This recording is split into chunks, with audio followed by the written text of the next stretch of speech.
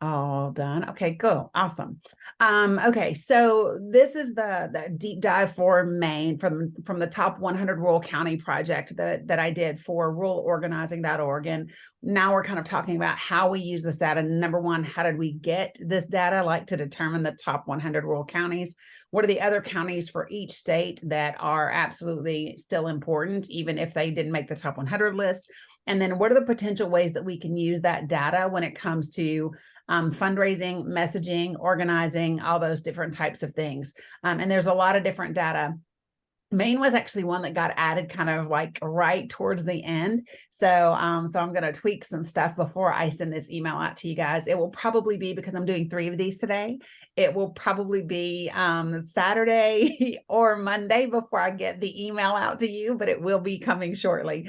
It was funny, last time I did this, somebody emailed me Saturday morning. It was like, I haven't gotten my email and my recording yet. And I was like, girl, I did 4 of those on Thursday. It's going to take me a minute. But it's all good. Okay, so I'm going to share my screen and then hit present. And feel free to pop your hand up along the way if you have comments, questions, something to interject, any of that good stuff. I am down for it. All right, here we go. And okay, so you all already know what this is, right? This is the top 100 power building counties. And that was the focus, was that made this very specific, was about where do we build power and how do we go about doing that? Because there were lots of places where the margins were 10% or 5% or whatever. And it was, okay, where do we put the resources, especially over the next, year and a half when we started doing this project, so that we could build power the fastest in different states and counties across the country. So there are 3 things to remember. The focus is on power building, right? Just because it did make the top 100 list doesn't mean it's not worth an organizing effort. And this is a short-term piece of a long-term strategy.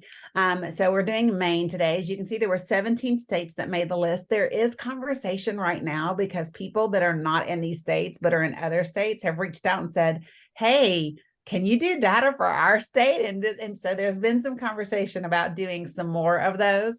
So I'm kind of excited to see what we're going to add to this piece. And then at the very end, don't let me forget, I'm working on something that is also near and dear to my heart that I get to couple with this, that I'm pretty stinking excited about. So what I did for Maine was we looked at the 2020 presidential results, the 2020 Senate results. Didn't focus as much on House because House was already very blue, right, for Maine in both of the elections, but gubernatorial results, Senate results, and then your voter registration data. And what was really interesting in it was the data, the number of people that were totally enrolled. Maine is one of the states that does list whether they are Democrats or whether they are Republicans. And then it also shows us who's unenrolled. So we get to kind of take a look at that information as well. And then what percent of these counties are rural, and what does that mean for us in terms of voters and our ability to impact the next election. So the way that I did this, and Stephanie, this is what you were asking me about, is how did I go about doing this? So on a much larger scale, the first thing that I looked at were states that were battleground states or key states that were central to the last presidential election, because 2024 is right around the corner. And then we looked at those states that had 10% margins or less along the way. And then I kind of prioritized them based on the number of electoral votes, right? I was like, okay, so like this one's close and it has 16, and this one's close and it has 3, and those types of things. And so once I got a list of those states, then I began to look at each of those states and their counties, and which of these counties had margins that were 10% or less. And then I did that for each of the elections that I just showed you, right? So, and it varied by state. So like not every state did I look at all the House data, but a lot of states I did. And so it just depended on, like where were they blown out? Because then that was the other thing is, is this a power building county for a Senate election, for a House election, for, you know what I mean? And so what I did was, when I started to make a list of those counties that continuously showed up with small margins, I cross-referenced them across each of the elections. So it was a lot of data for every single year. And then the counties that kept showing up. So let's just say I looked at 6 different elections and I had a county that showed up 4 out of those 6 times. Then that was one that I really wanted to kind of see. And it was interesting too to see the trends, because there were counties throughout this process that maybe they were Republican for the Senate, but then they ended up being, Democrat for the House, or vice versa. And it was interesting to note when that happened, because typically when that happened, it was because of the incumbent. If there was a difference between those two, it was because they were voting for an incumbent, which I found to be really, really interesting. And then once I identified those top and, the repetitive counties, then it was important to also pull their population data, their percent rural, their voter registration statistics, turnout statistics. And then once I got all of that, then it was time to see, do they share common seats? Do they share, districts and things like that? Because a lot of people would say, oh, well, we know we want to get MTG out, right? Maybe somebody feels like that. I know, having lived in Georgia, but the reality is her county doesn't come up, right? When I follow the data, and that's the thing that makes me feel really warm and fuzzy about this process, as we are following the numbers, and then it's leading us to the places that we can flip, and oftentimes to the places that we do want to. And I've shared this before. Colorado is a perfect example of that, because Colorado had like 10 counties on my list, but then 7 of them were all Bobart's district. So those 7 made the power building list, but all 10 of them made the Colorado list. And that was because that was a powerful move that we could make. So hopefully that answers your question. I don't know what that page was that popped up there. So this is the clean data. So when you look at this data, this is me having gone through and pulled all of this information. And so the way that looked was, I actually went to like the election results on CNN and pulled those first. And oftentimes what you're going to get there is just the presidential results broken down into Democrat and Republican. Well, then I had to actually pull the final results from the Secretary of State's website, because that's where I got the other numbers and that sort of stuff. So here's what that looks like. I'm going to stop sharing for just a second and pop over here to my data, and I'll show you kind of how this looks. So I'll share it with you. Boom. Okay, so as you can see, when I'm pulling the data, I'm putting the numbers in, and I kind of highlight for myself where I have the closest margins. So this column is, who actually won that county. So was it a Republican or Democrat win? And then what were the percentages, right? So I can identify what's close. And so this just kind of runs across the top: the presidential, the gubernatorial, the Senate, and then the House.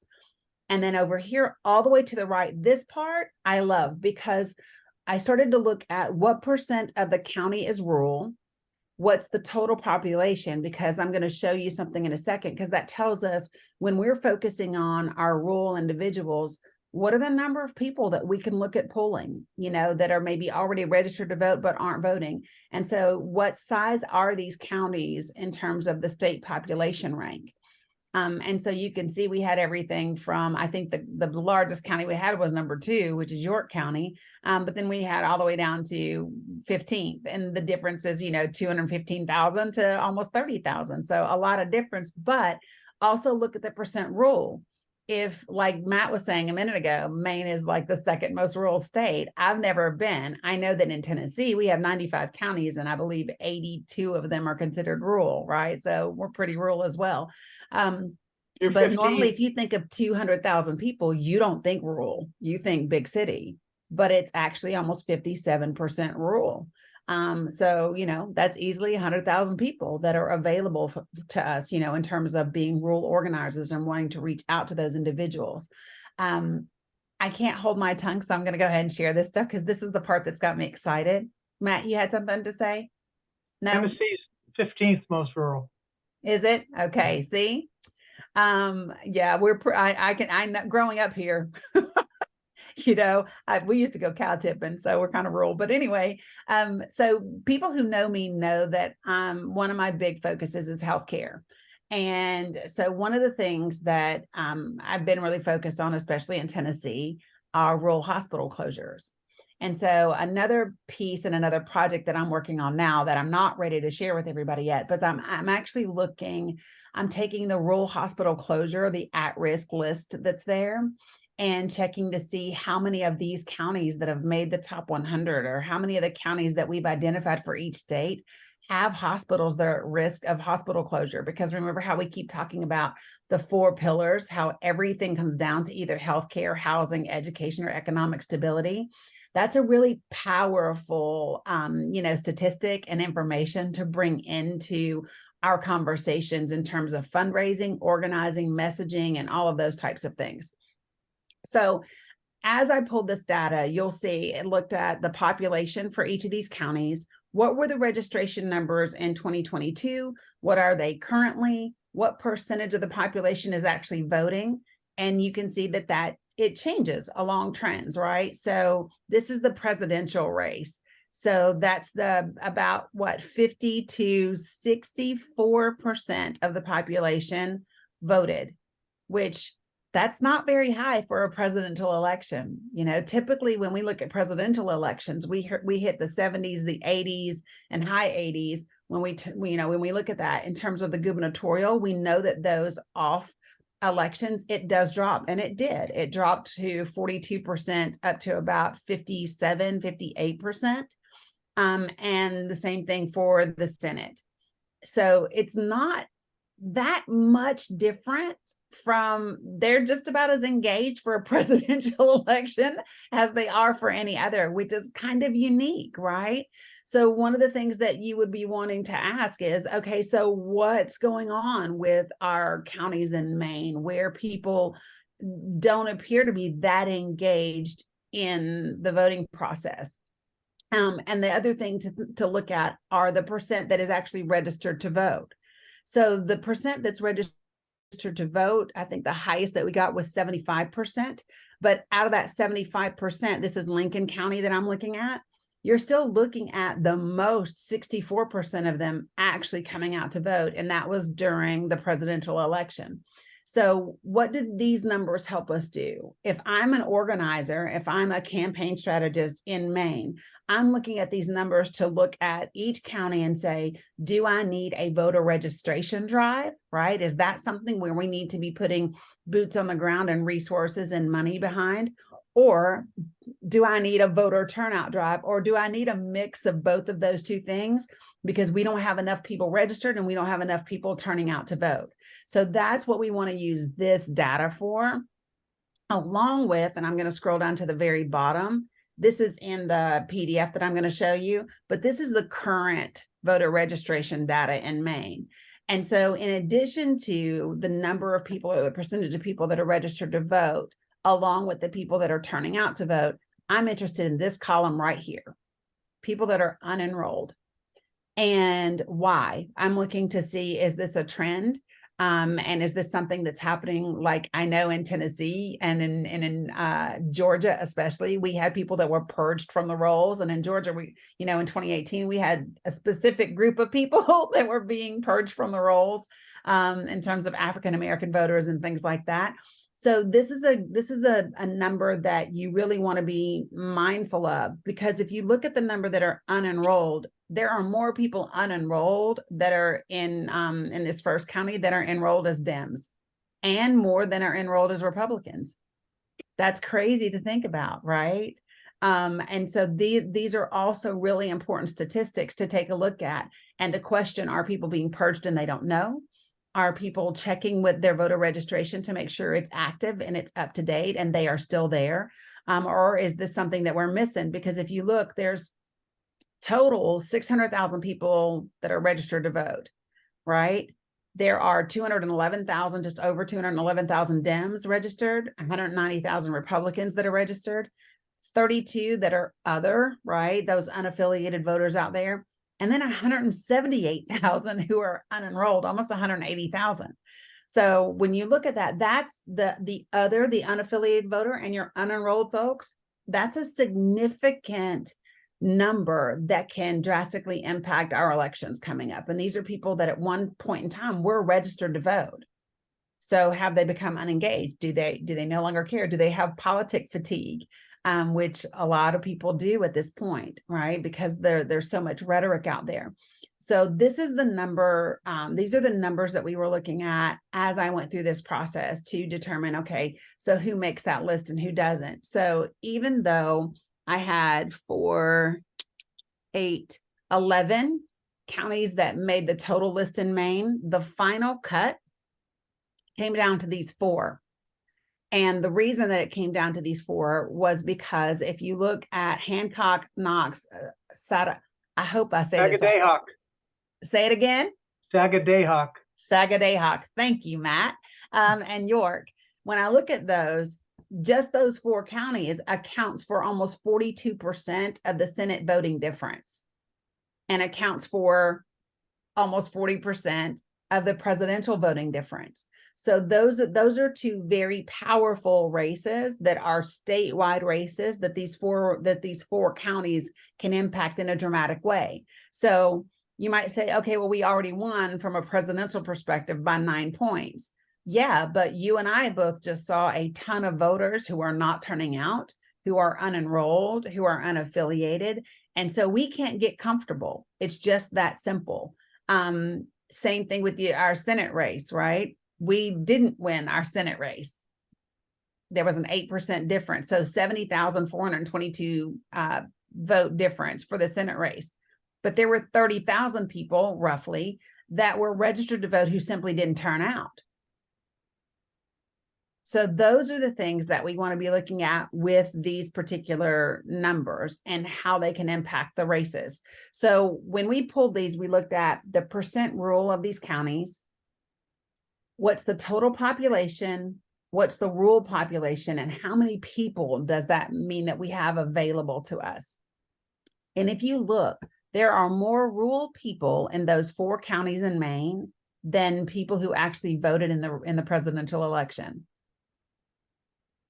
If you sit and take that back, take it like there's more rural people than actually voted in that election in those 4 counties. So if I'm just going to copy and do my little thing over here. No, it's not going to do it. So there. So 348, almost 349,000 people, but only 215,000 actually voted. And there's more rural people alone in that. So we have, I think one of the main things that keeps coming up is letting rural people know that they do hold a position of power in many of the states. You know, there's this focus, especially when it comes to progressive politics, on big cities because they tend to be quote unquote more liberal. And there are many people living in rural places that are in fact progressive that oh, I'm so glad. Okay, so you popped that up in there. Thanks, Matt. That are in those places who either aren't turning out to vote, right, at all, or they just don't think their vote matters. And it does. It 100% does. So the number of, now I want you to look at these numbers. Look at the number of rural people. Go ahead, Matt. So those 4 counties, York County is the southernmost county. It borders New Hampshire. Mm-hmm. It's a lot of people from Massachusetts have moved in there. People commute from there to jobs in New Hampshire and Massachusetts. Sagadahoc also is a coastal county. Bowdoin College in Bath in Brunswick, Maine is there, compared to some of the inland northern counties that are much more rural, but much redder, you know, much more isolated. Yeah. And that's, so you're going to find that like here, the bordering towns, the closer you are to the major cities or, you know, more progressive states, you're going to see that. And the more rural you get, it does tend to get redder. One of the things, and you've heard me say this before, is that's why I say that this is a small piece of a much longer strategy that we have to have. And the more that you say you love this flyer. I didn't get to look at it. I'll download it real quick. Does it say click to open now? Are you going to open for me? Haha, it did. Yeah, so this is what, okay, so this makes me excited because this is exactly what, so like Marsha Blackburn, we have Gloria Johnson running against Marsha Blackburn here in Tennessee, which I'm ridiculously excited about.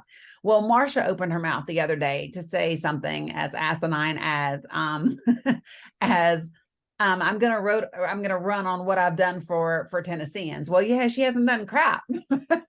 But I'm excited about that. Why am I excited? Because I actually met with her in person in 2019 with 28,000 signatures from people living here for her to do something about our healthcare system.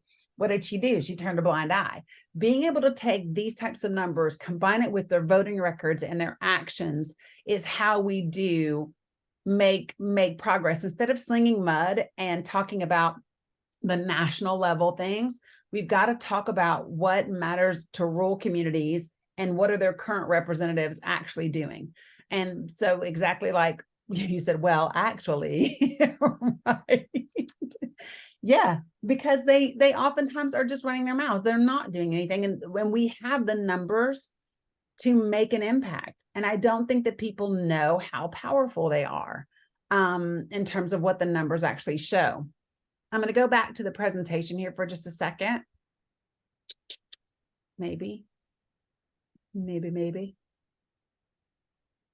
it is. Cool. So I'm giving, what does it say? It's paused.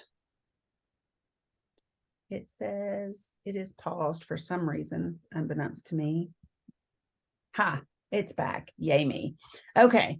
So this is just the clean version of the data. What I want to do is give you the data and then tell you how to use it in terms of being effective in organizing, raising money, and that sort of thing. So give me an example when you look at the population data, the voting data, and the numbers. What is a way, why does it say paused again? What is a way that you can think of that we haven't already talked about to use the data and make an impact in terms of fundraising, organizing, that sort of stuff? Somebody give me something that you can use this data for. If you're organizing in these areas and in Maine, how do we use Targeting. it? Expound upon that. Targeting the resources to reach rural constituencies. Mm-hmm. Whether it's, human resources, door knocking, phones, or earned media, paid media. Mm-hmm. Yeah, I've reached out to Gloria because, for example, here, I know I have pool in this area that is extremely red. Believe it or not, people here love me because I lived outside of a hospital for them for almost 300 days, right? So I know healthcare. So I told Gloria, I said, you're coming to Bristol. Let me organize a town hall for you. All I have to do is say you're interested in healthcare here. And guess what? People are going to come out. And people here have gotten so tired of the issues. So this is a smart thing to do. So like, I'll give you an example. I haven't finished Maine's numbers yet. I'll look real quick and see if I have, but I can tell you that in Georgia, 9 counties made my Georgia list, right? And out of those 9, 5 of those counties have hospitals that are at risk of closure. 5 out of 9. In most of the states that I'm pulling the data for, it comes out to 50 to 55% of the counties that are on the list for that state have hospitals at risk of closure. So that is a great way to go about targeting. So look at these counties and think about schools, think about healthcare, right? Think about economic stability. Where are jobs coming in? Where are jobs not coming in? Those types of things. What types of jobs are coming in?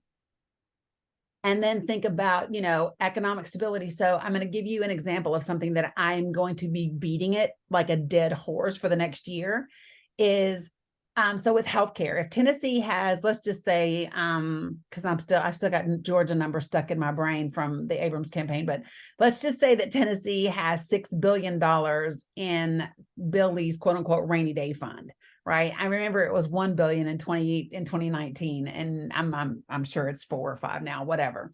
But the Republican Party talks a lot about being fiscally responsible, do they not? Here's my thing for you. Is it fiscally responsible to hoard money while the most vulnerable people in your state lose access to health care? And what I'll say to people, and what I continue to say, is this: if DCS showed up at your house and you had $20,000 sitting in your bank account, but your kids didn't have new clothes, they hadn't been to the dentist, they weren't up to date on their immunizations, would they call you fiscally responsible, or would they take your kids? Right? So when you say it like that, people go, hell no, they wouldn't call me fiscally responsible. Absolutely not. They would say I'm neglecting my children. And we need to be able to put it in terms like that, that many of these people holding these positions are neglecting their constituents, and they are neglecting our children. There's not a lot of parents that will ignore someone neglecting their children, right? So again, these are ways, just like Matt said, to think about targeting for these counties. So if I'm targeting, for example, Franklin, and I know that Franklin has 25% of their voters unenrolled, I'm targeting Franklin to get people enrolled in voting, right? 20% of Hancock is unenrolled. Over 20% of Kennebec is unenrolled, right? So these are places where we know we have to get these people back enrolled and registered to vote and active and wanting to participate in the process. And so then we have to have real conversations, right? When people say, oh, there's no use voting, can you share with me why you feel that way? Because at one point in time, you were registered to vote. So what happened? Who disappointed you? Where did you get your heart broken? Because any of us who have been in this work or who have really fought for our candidate, we have been hurt at some point by the process. So just like people get church hurt, we get politic hurt, because it's not really about politics, it's about people. And so we have to start to talk about that. And, where did the process, where did the system hurt you? And how do I get you re-engaged? Right? So those are— Maine has Indian tribes? Yeah. Now Yeah. that's something I do know. I think you may have heard me talk about, like, when I went to Standing Rock and some of the stuff that I've done. Like if I had just like endless money, you'd find me outside of hospitals and against water pipeline, oil pipelines, and like that's all I'd be doing in life. But they're in the 2nd district, which is, in a presidential, that key electoral vote. And I did the GOTV for them, for Kerry Edwards in 2004, Passamaquoddy and the Penobscot mostly. But, they vote in tribal elections much more than in federal elections. And so it's like smart of Kerry to put a little money in there to make, GOTV in the tribal communities. And it's smart if we start doing that the year ahead. Right now, we should be in those communities. Right now, we should be in rural communities. We should be in minority communities. We should be in Native communities, not when it's just time for GOTV. That is the one thing that I continuously heard. I'm very transparent about the fact that I've never been interested in doing political campaigns. It's not something that ever made me get— the only person who made me want to work on a campaign was Stacey Abrams, right? And one of the things that I continually heard from people is, we know when to expect you guys, right? We know those last 3 months before the election, that's when everybody's coming out, right? People don't go to rural communities. People don't go to the inner cities. People do not go to Native communities until they need something from them. And what we have to learn to do is to give them something first and way ahead of when we need their vote, because we might need it, but we have to remind the people that are running for office and the parties that votes are something that you earn, right? And I think that that is something that we have lost along the way, is that they don't owe you their vote. You know, you need to earn it. You don't get to earn it just because, you know, we hear this vote down the ticket, and I get that, and I understand why we're saying that. And at the same time, I'm going to need you to be worth my vote. You know, some people of color and I have had disagreements about this, because they'll say, well, you know, I'm voting for such and such because they're Black. That is not a reason to vote for me.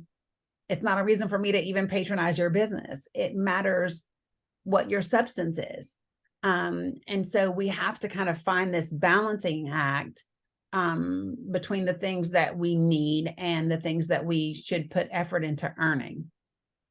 So one thing about Maine, out of all the states, they're still very sensitive to people who are from the outside, what they call being, quote, from away. from And away, that really hurt Gideon. Gideon was from like Rhode Island. She became the House Speaker.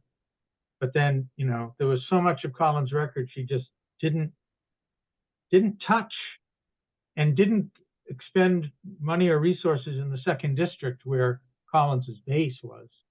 And she was crushed there.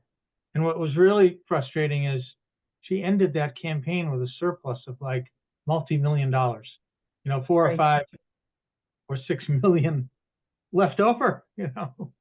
yeah. When you say that, it reminds me of, so where I'm from, this is the Tri-City. So it's Bristol, Kingsport, Johnson City, right? This is how much that resonates in rural communities. So we had someone that was born in Abingdon, Virginia. I mean, literally Abingdon is like right beside me, right? And they moved to Johnson City. They were in Johnson City for 50 something years, right? They were in Abingdon like for their 18 years or whatever. When they died, literally the obituary was Abingdon, Virginia. Like they still were, you are still an outsider. If you are not from here, you are still an outsider and you don't get it. I had people that have recently, so I don't, you know, the algorithms are funny. They take off and do weird things. And so I had a video that I did 5 years ago when Nike did the Colin Kaepernick ad. And for some reason this past weekend, it kicked up, and it already had like several 100,000 views. And now it hit over 1 million, right? But it did that in like 5 days. And so there are people that are like, if you had 1,100 people in your graduating class, you're not from a small town. Well, okay. So first of all, my hometown is 24,000 people. That's a small town to me. I know there are some that are 5,000, but 24,000 is a small town. And out of those 24,000, when 3% of the population are minorities, it's a very small town. 3% of 24,000 is a very small town. But it's about having those, but people made a lot of judgments about me. You're not from a small town. You're not from the, you know, I'm from da, da, da, da. We have to get outside of our own lenses and our own experiences, because a lot of these things are relative. But the common things that you and I have been talking about, Matt, lately is we don't trust outsiders. Same thing in inner cities. Go to the hood. They don't trust outsiders either, right? Rural places and inner cities. Nobody's trusting outsiders. So how do you ever hear the Maine comedy team, Bert and I? One of their lines is, he says to, you know, have you lived here all your life? And the guy says, no, not yet. No, not yet. So how do we use, so do you think that there's a way to use this data to build trust? Do you think there's a way, if you're from the outside, how can you use the data in a way that builds trust? Hire local Maine people to be the messengers. You have to do that, but let's just say there's not enough of them. Because we know that local people do it better. We get that. But But can you, as an outsider, build trust? Because I think that you can. I think that you can. The question is, how do you do it? Well, definitely showing up not 3 months before the vote. I mean, Correct. Yeah. that You was got the problem with the media I did with Indivisible. You're trying to cram 6 years of a Senate term into 3 months, and it's just doesn't work. Doesn't work. So be there early, right? I think the other thing that you do is having this data is great. I would use the data to get permission for more conversation. So for me, it would be, hey, I'm not from here. So that's addressing the elephant in the room. So have you ever heard the term baby negative? Okay, so don't judge me. I used to sell timeshare back in the day, but I did it for Starwood Hotels, which they were an amazing company before Marriott bought them out. So anyway, they owned like the Sheratons, the Westons, the W's. That was Starwood. Okay, so anyway, so the property that I worked on, we were in Myrtle Beach, South Carolina, and the property that I was at was the Starwood property was 2 blocks off the beach, right? So we were like Broadway at the beach, but we were not on the water. Okay, so we would sit through a 90-minute presentation, and when we would go on the property tour, the first thing I would say to people as we walked past like the 3 pools, the daggone mini golf course, the kids playground, I would say, so what do you guys think of the amenities? And they were like, oh my gosh, that's so great. The kids would love to do this, blah, blah, blah, blah, blah. And I would say, what do you not see? Instead of hoping they don't notice, I'm going to overcome the objection before they give it to me, right? So they would say, what do you mean? This place has everything. I said, no, it doesn't. Do you see sand? I see no dolphins jumping up out of the water. Do you? And they would say, no. Right, because we're not on the beach. And let me tell you why that's a good thing for you. And they'd be like, what do you mean? First of all, you're just deeded at this property, but it's a point system. So you can take the points and go anywhere you want to go, right? So you can be deeded here, but then use your points to stay at a property that's on the beach. That's number 1. Number 2, when you're deeded here, your yearly maintenance fees are 1/3 of what they are on the beach because we don't have to have hurricane insurance. Right? And so I'm saying, instead of your maintenance fees being $1,200, they're going to be $400 a year, and you can still stay on the ocean because you're just deeded here. So that's what we call a baby negative. I've taken something that is negative. So what I do when I'm going to use this data and I'm going into places where I'm the outsider, it's listen, I am not from here, right? And I'll share with you why that's actually a good thing. I owe no one here anything. The good old boy system doesn't mean anything to me. I don't care who I piss off, right? I don't care. And I have no preconceived notions about who you are and what you need. All I know is that 20%, 25% of your population used to be enrolled and ready to vote. And for some reason, they're not anymore. Can you all share with me what's happened here that's made you lose interest in your elections, local and national? So I've used the data. I've told them that I care enough to find out something about them, and that I'm an outsider who's not attached to anybody that has an agenda. And I want to learn from them because they know what they need better than I do. Right? And that's how you use it for the people. So all of a sudden, I may not be an outsider, but locals love to brag about what they know. There was a guy here that ran for state senate. And I said, Brad, if I had been running your campaign, because Brad is an IT guy, he works at home. He's not country. He's not from here. I said, Brad, if I'd been running your campaign, that's the first thing that I would have had you say. As soon as you hit the damn stage, I would have said, listen, I'm an IT guy. I don't know anything about farm. Take me to your farm. Just don't laugh at me and don't let me step in cow shit. Right? And he started cracking up. And I said, that's what people are going to do when they listen to you say that. And you've elevated them because they have something to teach you. So Maine, all I know is you all are rural. I'm from a place that's 15%, the 15th most rural place. I don't know what it is to be the second most rural place. I don't know what that is. I know what it looks like for me. What's the impact on you? Where I'm from, healthcare is our biggest issue. What's yours? Right? And so it's having those types of conversations and being able to weave the data in as talking points. It's not about memorizing all the data or memorizing all the numbers or memorizing all the policies. It's being able to take the highlighted pieces. If I know that there are about 10 counties, and that's what I can say, there's about 10 counties in Maine that can really be effective, you know, in rural places, and 4 of them can be really powerful in 2024. That's all I got to say. And here are those 4.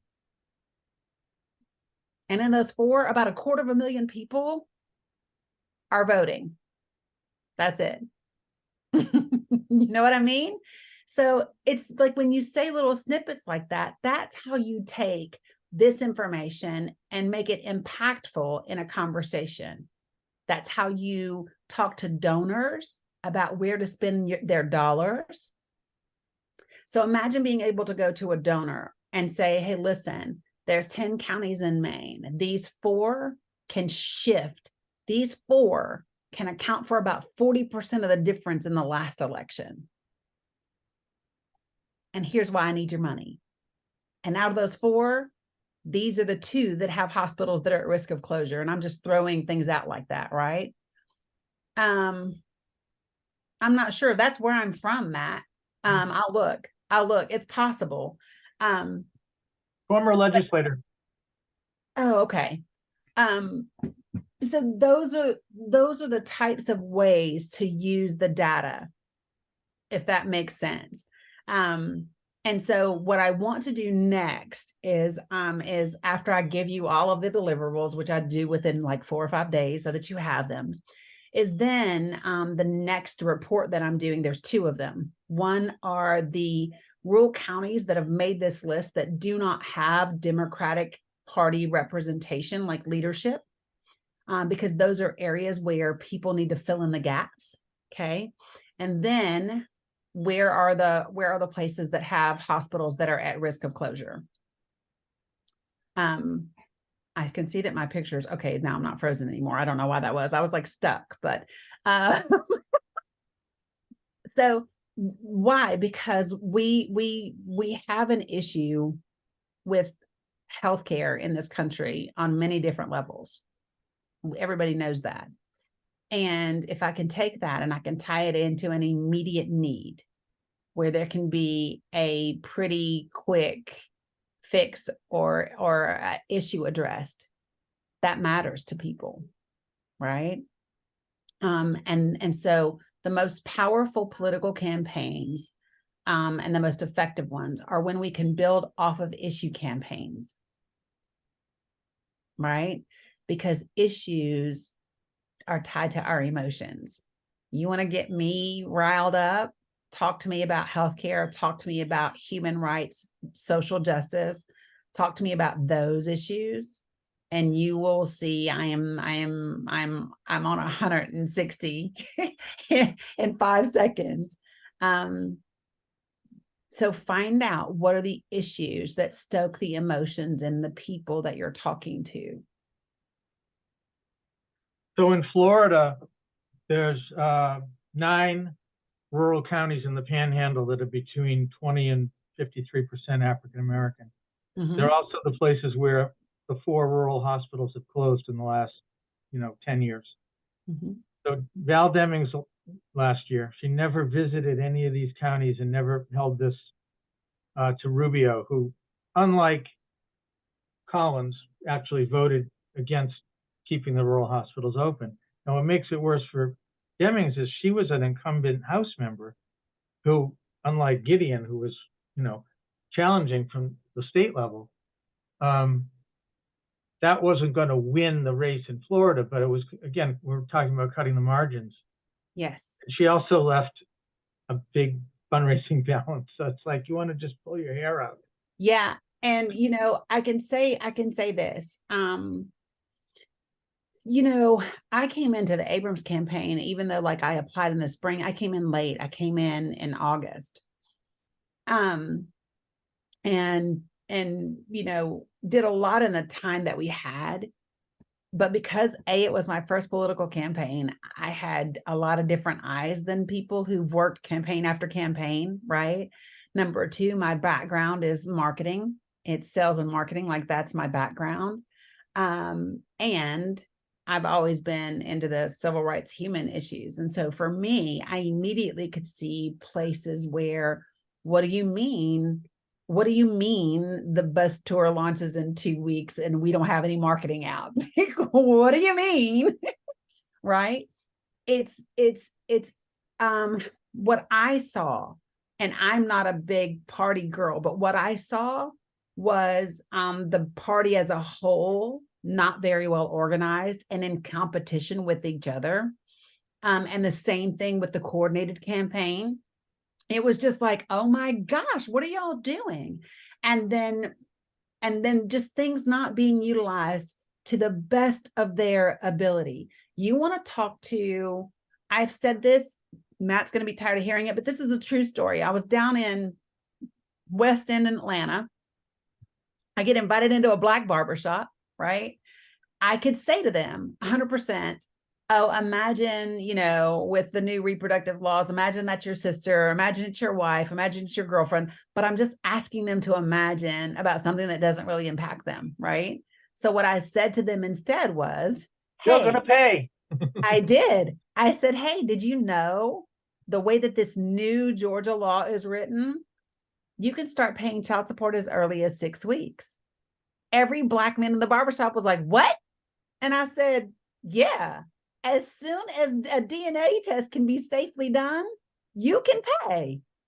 Literally, they got out cell phones and were like, say that again. And then invited me to a lounge on a Thursday night where they were smoking hookahs and having drinks for me to talk to people. But it's about how do I make this policy relevant to the person I'm talking to?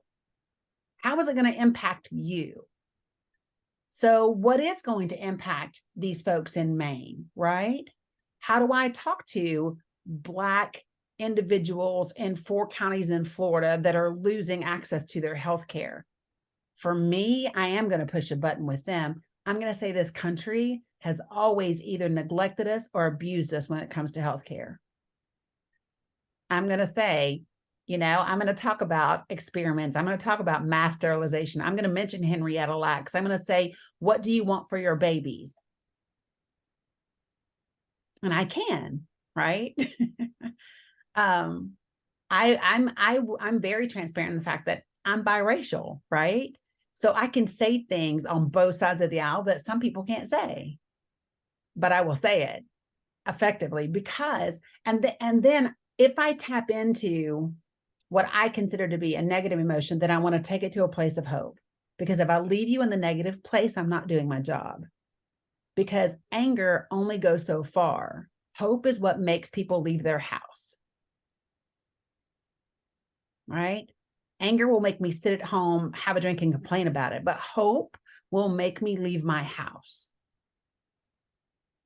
So those are some of the ways that we want to take this data and even the formula for how I got this data, Stephanie, like you were asking me. So in your county, when you look at those towns that are around you, I would pull the voting data for those towns. I would, you can even have polls, which I love to do that, and ask people, you know, kind of their opinions about things, you know, because people love to tell you what they think. Right. But I would look at where can I make the fastest gains in those towns? And then what's the most important to them? So are any of those towns, do they have schools that are severely underfunded? Do they have children that have lost access to playgrounds or skate parks or something else to do? Are any of them college towns? Are, you know, start to think about what makes up those areas, what's important to them, and how do those, whatever it is that's important to them, which of the 4 pillars does it impact? And then how can the candidates and their policies fulfill those needs in those in those 4 pillars?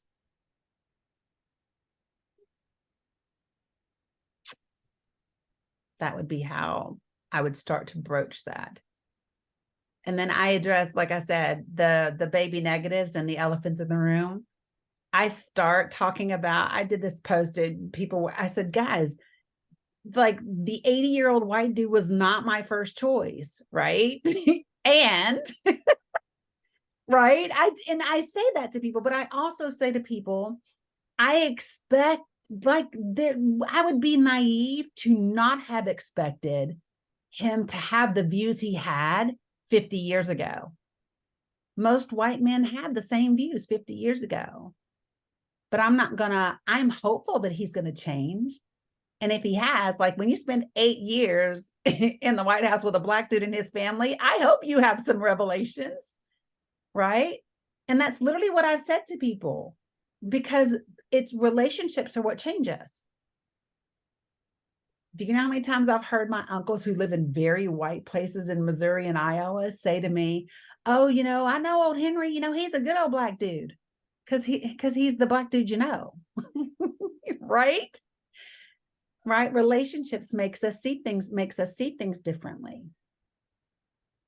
I would start conversations about candidates. I know Joe is old, but I will take an old guy who is getting policy right, who still exercises, who surrounds himself with young, smart people over an old guy who doesn't. Right?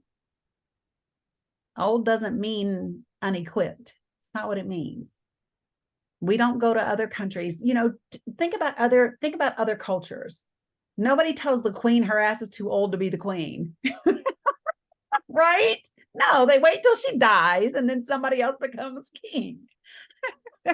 Right? Nobody says Buddha's too old. Nobody says that, the emperor of China is too old. Nobody else does that, but it's a conversation here. Because we have ageism and sexism and colorism and all those other things.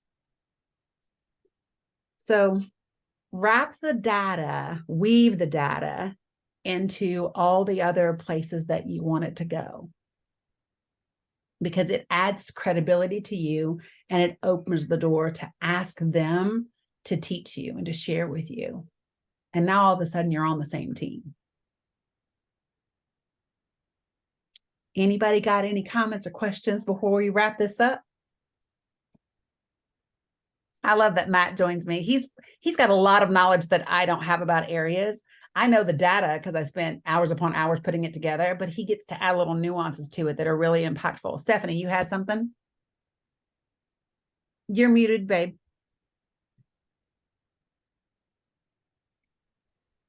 Sorry. What town are you in, Stephanie? Pardon me? What town in Essex County are you in? I'm in Lake Placid. Okay, yeah. Yeah. I really, really appreciate your sections on messaging, because that is the hardest thing for me. And you make it sound so rational and human, and connecting with the people that you're talking with. And I think that that's really lacking in a lot of our political conversation here. It's something that I've always, my mom will say I could talk to a rock, or she used to tell me as a kid, she'd say you could make an Eskimo by air conditioning. That's what she would say. But it's because I'm not trying to sell anything. Like, I actually believe what I'm saying and I care about the person that I'm talking to. You know what I mean? And so when you know that, this is something that I swear by. It's people don't care how much you know until they know how much you care. That's it. People do not care how much you know until they know how much you care. And so sometimes we have to get out of our heads about the politics of it all and just let people know, I actually want what's best for you. I want what's best for all of us. And maybe that, could be a Republican, but what I can tell you is that right now in this age, it can't be. We're at risk. We're at risk as a country. And I do use the fact that like I'm service connected, disabled physically, and like with health, mental health issues, and from my military experience. But I use the fact that I'm biracial. I use the fact that I'm a sexual assault survivor. I use the fact that I'm a veteran, and all those different things. And what I do is, whoever I'm talking to, where can I find common ground or experiences that even if they're not the same, they are similar? And if there aren't anything, if there's not anything, literally that's what I say. I have no idea what it is like to be you. I cannot fathom. I cannot fathom. And that again opens the door, because I'm not trying to compare, and I'm not trying to out trauma you, which we have a lot of that, right? And people will meet on that ground. So, I love the messaging part, is probably the part that I love the most. It's the part that I love the most. I went to, this is how bold I am, and then we'll go. I hadn't been on the campaign 5 weeks. And I reach out to our deputy chief of staff, and I say, okay, so maybe nobody cares what I think, but LGW was our campaign manager, and my first day on the job was actually an all hands meeting. And she said, manage up. She said, if there are skills you have, if there are things you do and we don't know about it, if you don't have enough to do, manage up. So this was me managing up. And I was like, okay, so these are the issues that I see, and da da da da da da da. And so she said, what would you do to fix it? And I said, well, I would fire this person, I would promote this person, I would put this person in charge of this, I would do that. And she said, put it in a plan. Literally 5 days later, that's pretty much what happened. Some people didn't get fired, they just got moved. But I literally said, this is what I would do, and things functioned better. But the other thing that I said is, could you just like tell Stacey that if she would be more vulnerable, it would be fantastic. And I did, because here's the thing, she has vision, she's brilliant, right? And she is a tall, stout, dark skinned, natural haired, gap toothed, single Black woman in the South. So I need to know that she's soft and that she's vulnerable, and because that's how she's going to appeal to people, right? And she was like, put your name, because I had done up this whole like document, vision plus vulnerability equals victory. And she said, put your name at the bottom of it. I want her to know it came from you, right?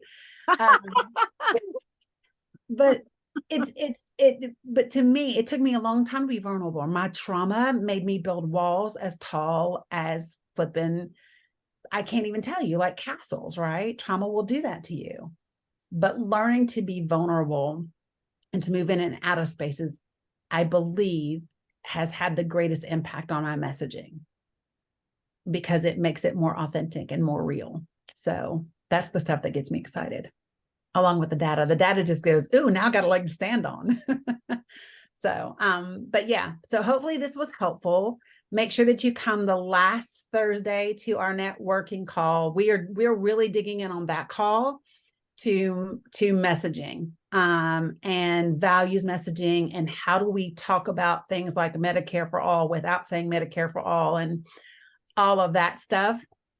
So yeah, so it's 2 Thursdays from now, I think. Yeah, last Thursday of every month at 2:00. So I'm excited about that. Last time I had to kick people off the call because it was 5 minutes over, which makes me excited. And invite everybody you can think of. I would love to see that call grow so that we can learn from each other. Yeah, because we got a year to do this. Yes, ma'am. The local Democratic Party here, is kind of hides behind their screens and doesn't want to do door to door, and waits until the election and to contact people and build something. It does all those things. Could I give them the link to your networking call? Please and thank you. 100%. Okay. Yeah, I want that link to go out to as many people as possible. Not because I'm fantastic. Like, I've only been doing that call for 2 months now, right?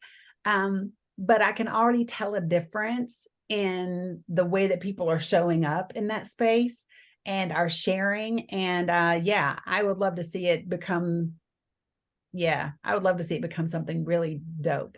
Yeah. See, this is the elephant in the room, or the donkey in the room. In places like New York, they have the Democratic Rural Council, which is the 41 upstate counties. And, you know, I've worked with these folks for many years. They're great people, but they've lost their fastball.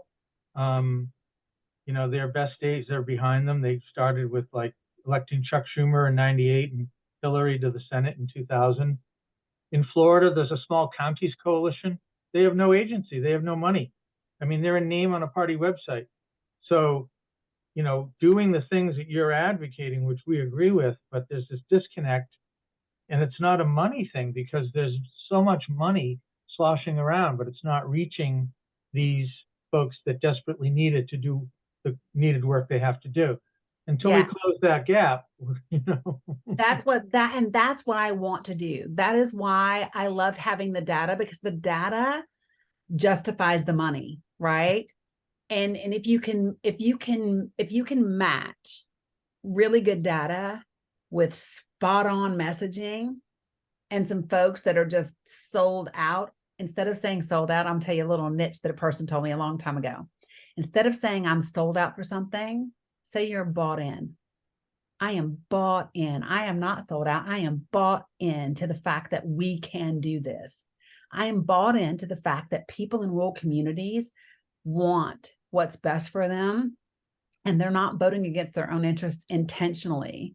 They just don't have what they need to make the changes necessary. So yeah, that's the goal. The goal is to bridge the gap behind the money and the people who are really about doing the work. Yeah. But so Schumer's still out there saying, you know what? We just increased the votes in Pittsburgh and Philadelphia, and we offset, you know, a vote in pick a rural county in Pennsylvania. And do you know what that says to people? It says that I'm in a rural county and I don't matter to you. Right, right. Yeah. And so like for me, I would be the person that would be dumb enough in the room to say, well, now you just told me you don't give a shit about me, Chuck. Yeah. You know, and it's about saying that to the people that are in these positions. It's about, if I could go back right now and have a conversation with Stacy, I would say to her, your celebrity hurt us. Rural people don't like rich and famous. They just don't. And her change between 2018 and 2022 was that she did blow up. And everywhere you looked, there were celebrities all around. And I do think that it created a bit of a disconnect. She's brilliant, right? It's one of the reasons. So I don't know if y'all saw the dancing video of her at Spelman. I'm the girl she's dancing with, the one that went viral and got millions of views. That was me. And all it is because when I'm like this everywhere I go, right? They had a DJ, we were playing, I was racking up little like commit to vote cards, and you know, all I know is Stacy pops up and I'm already dancing. So I look at her and I'm like, hey, next thing you know, she's dancing. And what people saw was a regular person. And they were like, next thing I know, Black women are like, look at Auntie. That's a thing we say, right? But she wasn't Auntie, right? So like, we have to find that bridge between Yale and Spelman, right? And celebrity and Auntie. And that's what we have to do for all of our candidates, right? We need to know, like what I say is I can go from the boardroom to the block. And every single person that we put in office has to be able to do that. And that just comes down to being authentic and being tied into the people. So, but yes, ma'am, please share the link to the networking call.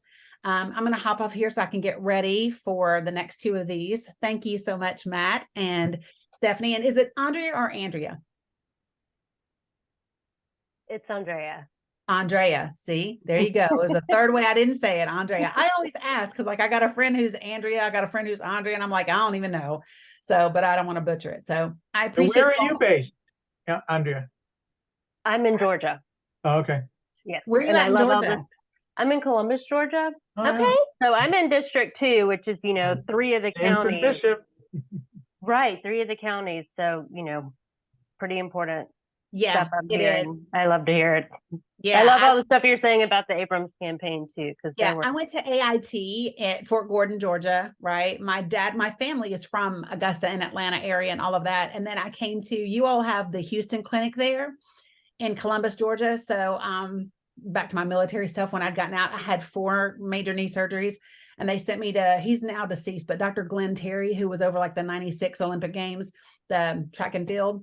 I came to Columbus to see him there. So familiar, but yeah, it is important stuff. And I think that, yes, we lost ground in rural communities because the racial rhetoric increased a tremendous amount. And at the same time, so did her celebrity. And at the same, you know what I mean? People actually laughed because she hugged me, and people were like, you know, she doesn't hug. She must really like you. And I said, well, I'm gonna need her to like to hug some people for right now. But anyway, You had Teresa Tomlinson too. Great mayor. she said, okay, well, I will see you guys on Thursday and maybe some more of these calls. Feel free to join as many of them as you like. And I'm excited to see what we do in the next year. Okay. Appreciate you guys. See ya. Thanks. You're welcome.